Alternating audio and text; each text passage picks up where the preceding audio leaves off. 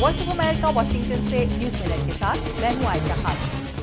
UNICEF के मुताबिक सन 2008 की मुआशी कसाद बाजारी से दुनिया के अमीर तरीन ममालिक में से निस्फ से जायद में गरीब बच्चों की तादाद में इजाफा हुआ है। यूनान और आइसलैंड में सूरत हाल सबसे खराब रही, जबकि शदीद तरीन गुर्बत में रहने वाले अमरीकी बच्चों की तादाद में इजाफा हुआ है। मलेशिया की आला तरीन अदालत ने गैर फितरी जिनसी ताल्लुक के इल्जाम का सामना करने वाले अपोजिशन लीडर अनवर इब्राहिम की आखिरी अपील की समाअत शुरू कर दी है। फैसला बुध को मुतवक्किल है।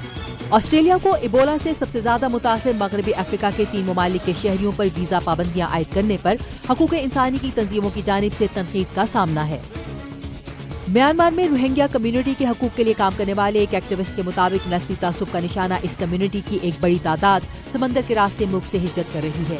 मुसलमानों की अक्सरियत पर मुश्तमिल रोहिंग्यास को म्यांमार में सरकारी सतह पर बांग्लादेशी तारकीन वतन समझा जाता है।